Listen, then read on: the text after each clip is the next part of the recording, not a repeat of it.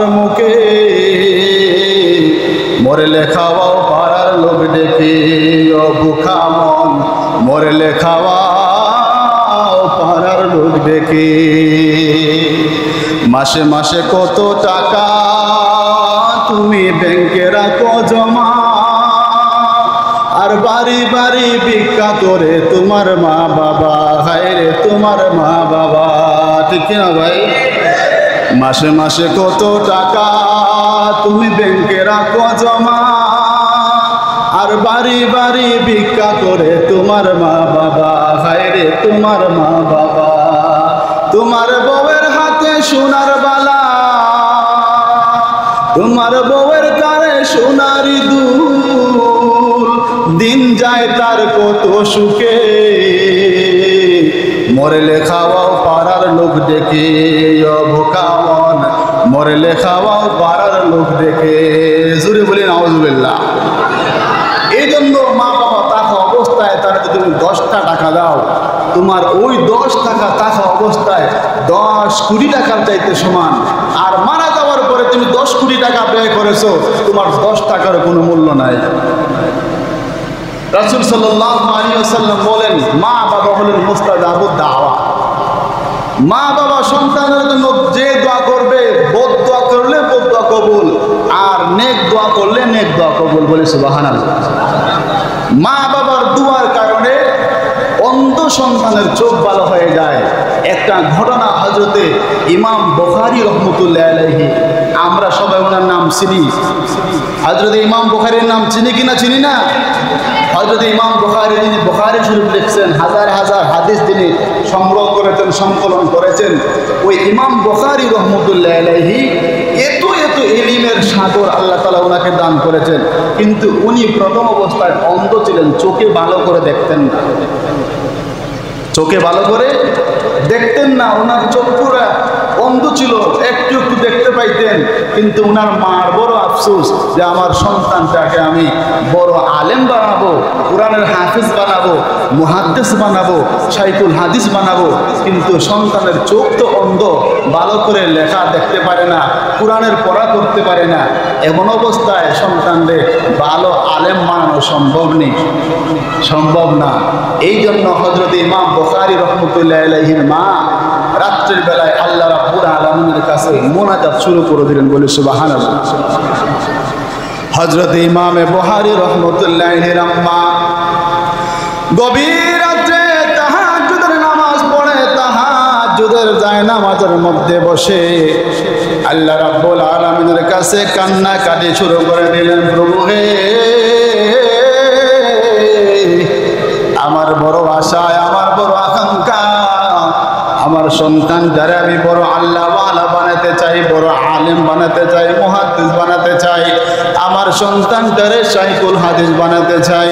ওগো প্রভু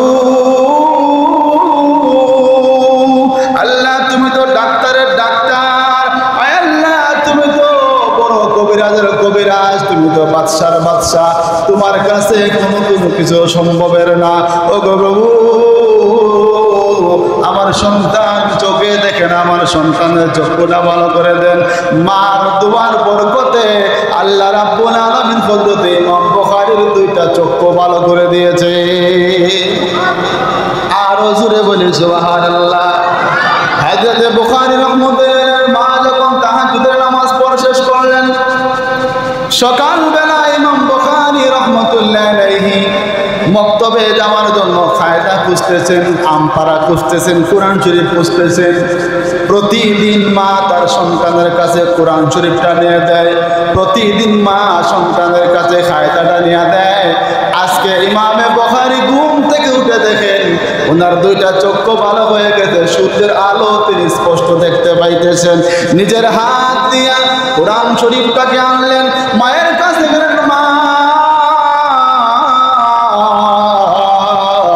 এত এত ডাক্তার দেখাইলা, আমারে নিয়ে কত ডাক্তারের কাছে গেলা, কত কবিরাজের কাছে গেলা, কবিরাজ কত ওষুধ দিল, কত ডাক্তারে কত ওষুধ দিল, কোন ডাক্তারের ওষুধ আমার কাজ লাগলো না।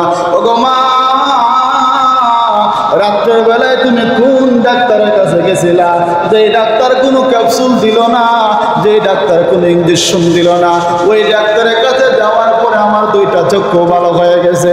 ইমাম বুখারী রাহমাতুল্লাহ আলাইহির আম্মা বুখারীর বুকের মধ্যে জড়াইয়া বলে, বাবা রে,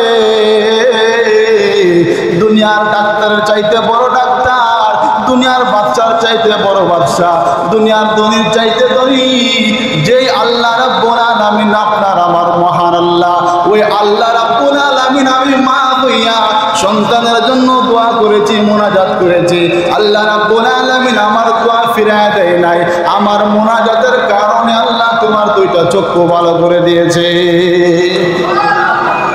এই আল্লাহ দুনিয়াতে এখনো আছেন কিনা? নাই। আপনারা কথা শুনে বোঝা যায় নাই আল্লাহ। এই আল্লাহ দুনিয়াতে আছেন কিনা? নাই। তাহলে এখন কেন আমাদের মার দোয়ায় আমাদের ভাগ্য পরিবর্তন হয় না? এখন কেন আমাদের মার দোয়ায় আমাদের রুজির মধ্যে বরকত হয় না? রাসূল সাল্লাল্লাহু আলাইহি ওয়াসাল্লাম বলেন, মা বাবার সাথে ভালো ব্যবহার করলে শুধু ব্যবহার মিষ্টি কথা না, মার জীবনের সমস্ত ভরণ পোষণ, ওষুধের টাকা, কাপড় চোপড়ের টাকা, সব কিছু যে সন্তান ভরণ পোষণ করবে, এই সন্তান দুনিয়ার মধ্যে থাকা অবস্থায় কয়েকটা গুণান্বিত হবে, কয়েকটা গুণে। এর মধ্যে একটা গুণ হইল, ওই সন্তান আল্লাহ তাআলা তার নেক হায়াত বাড়ায় দিবেন, সুবহানাল্লাহ। দুই নাম্বার হইল, ওই সন্তানটা আল্লাহ তাআলা তার মার দোয়ার বদলতে, বাবার দোয়ার বদলতে এমন ইজ্জতদার হবে, সমাজে চলতে ফিরতে সমস্ত মানুষ তাকে সালাম করবে, সম্মান করবে, সুবহানাল্লাহ বলি। দুই নাম্বার, তিন নাম্বার হইল, ওই ব্যক্তি রুজির মধ্যে কোনোদিন পেরেশানি হবে না, মা বাবাকে খাওয়ানোর কারণে, ভরণ পোষণ করার কারণে তার রুজির মধ্যে আল্লাহ রাব্বুল আলামিন অটোমেটিকলি বরকত বাড়ায় দেন বলে, সুবহানাল্লাহ। তাহলে দুনিয়ার মধ্যে তিনটা পুরস্কার। এক নাম্বার পুরস্কার হইল, সন্তান কোনোদিনও সে রিজিকের মধ্যে অবরকত হবে না, যেদিকেই রুজির মধ্যে হাত দিবে সেদিকেই তার বরকত আর বরকত, যেদিকেই হাত দিবে বরকত আর বরকত। এখন বলবেন, হুজুর আমাদের সমাজে অনেকে দেখলাম মা বাবার কোনো খেদমত করছে না, তারপরও তার তো আয় ডাক, তার তো উন্নয়ন আর উন্নয়ন, উন্নতি আর উন্নতি। এই উন্নতি দুনিয়ার কোন স্থায়ী। দেখবেন ওই ব্যক্তি যদি তার মা বাবা তারে বদদোয়া থেকে মুক্তি না দেয়, তাহলে জীবনে কোনোদিন মরার আগ পর্যন্ত সে সুখী হবে না। মরার সময় সে দুঃখে দুঃখে মারা যাবে। যেই সম্পদ অর্জন করেছে সেই সম্পদ সে কোনোদিনও খেয়ে যেতে পারবে না, ঠিক কিনা? ঠিক না? এমন অসংখ্য মানুষ আছে যারা মা বাবার খুব দুঃখ দিয়া সম্পদ অর্জন করছে, কিন্তু শেষ বেলায় সেই সম্পদটা সে খেয়ে যেতে পারে নাই। এমনি এমনি ডাক্তারের বিভিন্ন রকমের প্রেসক্রিপশন, এই খেতে পারবে না, সেই খেতে পারবে না, দেখা গেছে দুঃখে বিনা চিকিৎসায় সেই মানুষটা মারা গেছে। তো আমরা মা বাবার দোয়া নিয়ে ভবিষ্যতে উন্নতি করতে চাই কিনা? চাই না? আল্লাহ তাআলা যেন আপনারে আমারে মা বাবার সেবা করার তৌফিক দান করেন। এরপরে এই ছিল হযরতে ইমাম বুখারী রাহমাতুল্লাহ আলাইহির মায়ের দোয়ার বদলতে সন্তানের চক্ষু ভালো হয়ে যাওয়া। আরেকটা ঘটনা, হযরতে জুরাইদ রাহমাতুল্লাহ আলাইহি মায়ের বদদোয়ার কারণে আল্লাহর ওলি থেকে সমাজের মধ্যে অসম্মানী হয়ে গেছেন। যেমনভাবে হযরতে জুরাইদ রাহমাতুল্লাহ আলাইহি তখনকার যুগের বড় একজন আল্লাহ ওয়ালা ছিলেন, বড় একজন বুজুর্গ ছিলেন, ইবাদতকারী ছিলেন। ওই জুরাইদ রাহমাতুল্লাহ আলাইহি সর্বদা নামাজে নিয়োজিত থাকতেন, নফল রোজা রাখতেন, নফল ইবাদত করতেন। একদিন রাতের বেলায় উনি নফল নামাজ পড়ার জন্য দাঁড়াইছেন। এদিকে জুরাইদের মা ডাকতেছে, জুরাইদ বাবা দরওয়াজাটা খুলো, আমাকে একটু পানি এনে দাও। জুরাইদ রাহমাতুল্লাহ আলাইহি ভাবলেন, আমি যেহেতু নামাজের মধ্যে দাঁড়াইলাম, মায়ের ডাক শুনবো নাকি নামাজ পড়বো? উনি নামাজের ভিতরে দ্বিধাদ্বন্দ্বে পড়ে গেছে। হযরতে জুরাইদ রাহমাতুল্লাহ আলাইহির মা প্রথম দিন এসে ডাক দিলেন, জুরাইদ দরওয়াজাটা খোলো, আমার একটু পানি এনে দাও। জুরাইদ ভাবলেন, নামাজ ভঙ্গ করে মায়েকে পানি এনে দিব কিভাবে? উনি মায়ের ডাক শুনলেন না। একটু পরে আবার জুরাইদের মা এসে ডাক দিল, জুরাইদ দরওয়াজাটা খোলো, আমার একটু পানি দাও। উনি তখনও নামাজে, মায়ের ডাক উনি শুনতেছেন না। শুনেন ঠিকই, কিন্তু নামাজ ভেঙে মাকে পানি এনে দিতে পারেন না। আরেকবার মা একটু একটু পরে আসলেন, জুরাইদ তোমার নামাজ কি শেষ হয়েছে? দরওয়াজাটা খুলো, আমার একটু পানি এনে দাও। তখনও জুরাইদ নামাজের মধ্যে। হযরত জুরাইদের মা রাহমাতুল্লাহি আলাইহি ক্ষিপ্ত হইয়া সন্তানের জন্য বদদোয়া করলেন, রে জুরাইদ, তোমার কাছে যদি নামাজই বেশি ভালো লাগে থাকে, সন্তান হইয়া মায়ের চেহারা দেখলে না, বেশ্যা বেটির চেহারা তুমি দেখো। বলি নাউজুবিল্লাহ। তিনবার সন্তানদের মাকে ডাকলো, জুরাইদ বাবা দরজাটা খুলো, তোমার সাথে একটু দরকার, আমাকে একটু পানি এনে দাও। জুরাইদ রহমতুল্লাহি আলাইহি নামাজের মধ্যে উনি ভাবলেন নামাজ ভেঙে কিভাবে মায়ের তাকে সারা দেই, আচ্ছা একটু পরে সারা দিবনে। এরপরে মা চলে গেছে, আবার নামাজ দাঁড়ায় গেছে। এইভাবে যখন তিনবার ডাকলেন, হযরত জুরাইদ রহমতুল্লাহি আলাইহি ডাকের জবাব দিলেন না। শেষ পর্যন্ত মা ক্ষিপ্ত হইয়া বদদোয়া দিলেন, আমার ডাকে সারা দিছ না, তাহলে বেশ্যা বেটির চেহারা দেখো। নাউজুবিল্লাহ। আল্লাহ রাব্বুল আলামিনের কাছে মায়ের বদদোয়া কবুল হয়ে গেছে। এলাকার মধ্যে একটা বেশ্যা নারী কুসন্তান জন্ম দিছে, পেটের মধ্যে গর্ভের মধ্যে একটা কুসন্তান। অন্য একজন পুরুষের সাথে জিনা করে তার পেটের মধ্যে সন্তান এসেছে। এলাকার মানুষ বলতেছে, হ্যাঁ যুবতী, তোমার তো বিবাহ হয় নাই, তোমার তো বিয়ে হয় নাই, তোমার তো স্বামী নাই, সন্তান তোমার গর্ভে কিভাবে আসলো? ওই মহিলাটা সবাইকে বলতেছে, আমার পেটে যে সন্তানটা, ওই সন্তানের বাপ হইল এলাকার সবচেয়ে বড় আলিম জুরাইজের। নাউজুবিল্লাহ। আরো জোরে বলি নাউজুবিল্লাহ। হযরত জুরাইজ রহমতুল্লাহি আলাইহির আকা, হযরত জুরাইজ রহমতুল্লাহি আলাইহির খানকা এলাকার সমস্ত মানুষ ভেঙে চুরমার করে দিয়েছে। হ্যাঁ জুরাইজ, তুমি বলো তুমি বড় আল্লাহওয়ালা, সব সময় নামাজ পড়ো, কিন্তু একজন মহিলার সাথে জিনা করে যে তোমার সন্তান তার পেটের মধ্যে। জুরাইজ রহমতুল্লাহি আলাইহিকে অপমান করে এলাকার মানুষের সামনে আনলো। হ্যাঁ জুরাইজ, বলো দেখি তুমি কিভাবে এই কাজটা করতে পারলে? জুরাইজ রহমতুল্লাহি আলাইহি বুঝতে পেরেছেন আমার মায়ের বদদোয়া আমার ফেলে গেছে, আমি আমার মায়ের ডাক শুনি নাই, যে জন্য মা বদদোয়া দিয়েছিল, বদদোয়াটা লেগে গেছে। জুরাইজ রহমতুল্লাহি আলাইহি বলেন, ও এলাকার মানুষেরা শুনো, আমি এই সন্তানের বাবা না। তোমরা কি আমার মুখ থেকে শুনলে খুশি হবা, নাকি যে সন্তান দুনিয়ার মধ্যে আসবে ওই সন্তানের মুখের সাক্ষী শুনলে খুশি হবা? এলাকার মানুষ বলতেছে, তাহলে তো ভালো, যে সন্তানটা গর্ভে আছে এই সন্তান যদি সাক্ষী দেয় তাহলে তো আমরা আরো ভালো, আরো খুশি। এলাকার সমস্ত মানুষ সময় নিল, ঠিক আছে 3 মাস পরে সন্তান ভূমিষ্ঠ হবে, 3 মাস পরে এই সন্তানের জবান থেকে তোমরাই শুনে নিবা এই সন্তানের বাবাকে। এই কথা বলে এলাকার মানুষ যখন চলে গেল, জুরাইজ রহমতুল্লাহি আলাইহি বাড়িতে চলে গেলেন। মায়ের পায়ের মধ্যে পড়ে বলে, মা তোমার ডাকে আমি সারা দেই না, এই কারণে তুমি আমার বদদোয়া দিছিলা গো মা। আজকে এলাকার মানুষ আমার খানকা বের করে দিয়েছে, আমার অপমান করতেছে, লাঞ্ছিত করতেছে। ও গো মা, তুমি যদি আমার এই বদদোয়া তুলে না নাও, তাহলে এলাকার মধ্যে আমার অসম্মান হয়ে যাবে। ওই মা সন্তানের জন্য বদদোয়া তুলে নিলেন। হযরত জুরাইজ রাহমাতুল্লাহি আলাইহিকে বুকের মধ্যে নিয়ে কপালে চুমু খাইলেন, বলে, বাবা রে, আমি তো বুঝতে পারি না আল্লাহ আমার মুনাজাতটা কবুল করে নেবেন। মা বলে, রাসূল সাল্লাল্লাহু আলাইহি ওয়াসাল্লাম বলেছেন, মা যদি সন্তানের জন্য খারাপ দোয়া করে, আল্লাহ ওই খারাপ দোয়া কবুল করে নেয়, নেক দোয়া করলে আল্লাহ তাআলা এই নেক দোয়া কবুল করে নেয়। এরপরে কয়েক মাস অতিবাহিত হয়ে গেল। ওই সন্তানটা বেশ্যা নারীর গর্ভ থেকে ভূমিষ্ঠ হওয়ার পরে এলাকার সমস্ত মানুষ একত্রিত হইল। আজকে এই শিশু বাচ্চার জবান থেকে শোনা যাবে এই শিশু বাচ্চার বাবা জুরাইজ নাকি অন্য কেউ। হযরতে জুরাইজ রাহমাতুল্লাহি আলাইহি আল্লাহ রাব্বুল আলামিনের কাছে কান্নাকারি শুরু করে দিলেন, ওগো প্রভু, ঈসা আলাইহিস সালাম আপনি দুনিয়াতে বাবা ছাড়া সৃষ্টি করেছেন। ওই ঈসা আলাইহিস সালাম দুনিয়াতে ভূমিষ্ঠ হওয়ার পরে সাক্ষী দিয়েছিল, হযরত ঈসা আলাইহিস সালামের মতো আজকেও আমার সম্মান রক্ষার্থে আপনি সন্তানের জবান দিয়ে বের করে দিবেন কার সন্তান।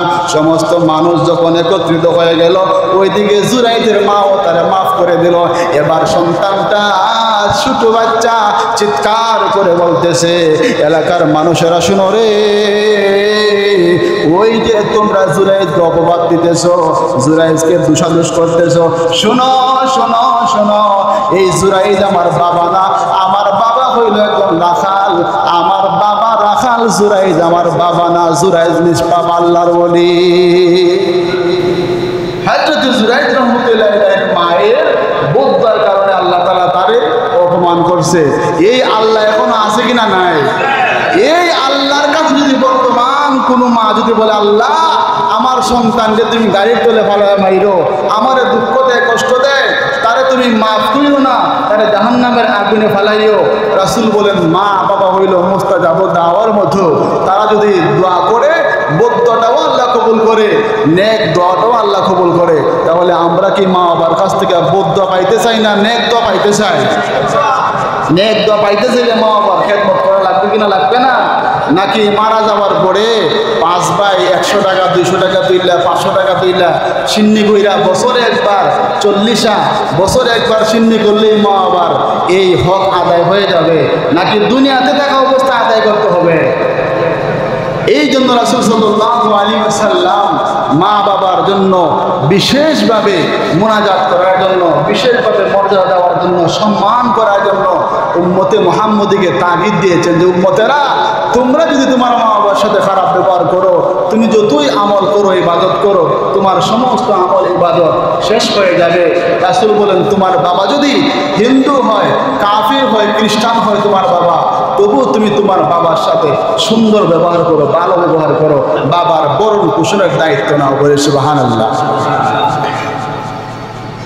এই কথা শোনার পরে হযরতে রাসূল পাক সাল্লাল্লাহু আলাইহি ওয়াসাল্লাম তাকায় দেখতেছেন মসজিদে নববীর মধ্যে হযরতে আবু হুরায়রা রাদিয়াল্লাহু তাআলা আনহু বসে আছেন বেজার মুখ, চিন্তিত মন নিয়ে হযরতে বেলাল, হযরতে আবু হুরায়রা রাদিয়াল্লাহু তাআলা আনহু বসে আছেন। হযরতে আবু হুরায়রা রাদিয়াল্লাহু তাআলা আনহু মসজিদের মধ্যে মন বেজার করে বসে আছেন। রাসূল বলেন, ও আবু হুরায়রা, কি হয়েছে তোমার? আবু হুরায়রা বলল, আল্লাহর হাবিব, আমি আপনার কাছে আসার কারণে, আমি আপনার দ্বীন ইসলাম গ্রহণ করার কারণে প্রতিদিন আমার মা আমারে বাড়িতে গেলে বকাঝকা করে। ও আল্লাহর রাসূল, বাড়িতে গেলে আমার মা আমারে ভাত খেতে দেয় না, কাপড় দেয় না, ঘুমাইতে দেয় না। বলে, তুমি কেন মুহাম্মদের ধর্ম গ্রহণ করেছো? যাও, চলে যাও মুহাম্মদের দ্বারে। যদি মুহাম্মদের ধর্ম ফেলে আসতে পারো তাহলে তোমার বাড়িতে জায়গা হবে। ও আল্লাহর হাবিব, আপনি মুনাজাত করলে তো অসম্ভব সম্ভব হয়ে যায়। মেহেরবানি করে আমার আম্মার জন্য একটু দোয়া করেন, যাতে করে আমার আম্মাও ইসলামের কালেমার ছায়া চলে এসে যায়। হযরতে মুহাম্মদ রাসূলুল্লাহ সাল্লাল্লাহু আলাইহি ওয়াসাল্লাম আবু হুরায়রার কথা শোনার পরে বলেন, আবু হুরায়রা, ঠিক আছে, তোমার মায়ের জন্য আমি মুনাজাত করতেছি। আবু হুরায়রা রাদিয়াল্লাহু তাআলা আনহু দেখলেন বিশ্বনবী মুহাম্মদ রাসূলুল্লাহ সাল্লাল্লাহু আলাইহি ওয়াসাল্লাম আবু হুরায়রার মায়ের জন্য মুনাজাতের জন্য হাত উঠাইছেন। এমন অবস্থায় আবু হুরায়রা রাসূলকে রেখেই দৌড় শুরু করছে। রাস্তা দিয়ে দৌড়ে আর দৌড়ে সাহাবায়ে কেরাম বলে, ও আবু হুরায়রা, হঠাৎ করে পাগলের মতো কেন ধরতেছো বলো দেখি? আবু হুরায়রা কোনো কথা বলে না, ধরতেছে আর ধরতেছে, আবু হুরায়রা কোনো কথা বলে না। একজন সাহাবী আবু হুরায়রার পাঞ্জাবির মধ্যে ধরে ফেলেছে। আবু হুরায়রা রে, মসজিদে নববী থেকে বের হয়ে তুমি ধরতেছো, বলো দেখি রাসূল তোমার এমন কোন কথা বলেছে, আমরা এই কথা শুনতে চাই। আবু হুরায়রা বলো, আমার ভাইরা এমন কোনো কথা বলে না, আমি ইসলাম ধর্ম গ্রহণ করার কারণে আমার মা আমারে আঘাত করে বাড়িতে গেলে খাইতে দেয় না। এবার আমার রাসূলকে আমি বলেছি আমার মায়ের জন্য একটু দোয়া করার জন্য। আমি দেখতে চাই আমি দৌড়ে আগে বাড়িতে পৌঁছি নাকি আমার রাসূলের দোয়া আগে বাড়িতে পৌঁছে। হযরতে আবু হুরায়রা রাদিয়াল্লাহু তাআলা আনহু দৌড়ে দৌড়ে বাড়িতে চলে গেল। প্রতিদিন বাড়িতে গিয়ে মা বলে ডাক দিলে মা তার ঝাড়ু উড়ায় মারে, টেঙ্গা উড়ায় মারে, গালিগালাজ করে। আজকে যখন আবু হুরায়রা বাড়িতে গিয়া মা বলে ডাক দিছে, মা বলে, আবু হুরায়রা বাবা, এতদিন তোমার আমি কষ্ট দিয়েছি, এতদিন তুমি আমার যন্ত্রণা দিয়েছি, এসো রে আবু হুরায়রা, তাড়াতাড়ি এসো, তুমি যে মুহাম্মদের ধর্ম গ্রহণ করেছো এই মুহাম্মদের কাছে আমার নিয়ে কালেমা শরীফ পড়ায় দাও। ওরা আবু হুরায়রা, এত তাড়াহুড়া করে তুমি কেন বাড়িতে চলে এসেছো? আবু হুরায়রা বলো, মা আমার আমার নবী যখন হাত উঠাইছে আমি দেখতে চাইলাম আমি বাড়িতে আগে পৌঁছি নাকি রাসূলের দোয়া আগে বাড়িতে পৌঁছে। আমি বাড়িতে এসে পৌঁছে দেখলাম আমি বাড়িতে আসার আগে আগে রাসূলের দোয়া আমার বাড়িতে চলে এসেছে। আল্লাহ রাসূল সাল্লাল্লাহু আলাইহি ওয়াসাল্লাম আবু হুরায়রার মায়ের জন্য দোয়া করলেন, আল্লাহ তাআলা আবু হুরায়রার মাকেও ইসলাম ধর্মের জন্য কবুল করলেন, বলে সুবহানাল্লাহ। তো সম্মানিত হাজিরিন, মা বাবার সম্পর্কে আলোচনা করতে গেলে আরো কয়েক ঘন্টার দরকার। আল্লাহ তাআলা যেন আপনারে আমারে বিবেকের মধ্যে একটু প্রশ্ন করেন যে আমি আমার সন্তানের জন্য ততটুকু পাগল, আমার মা বাবাও আমার জন্য ততটুকু পাগল ছিল।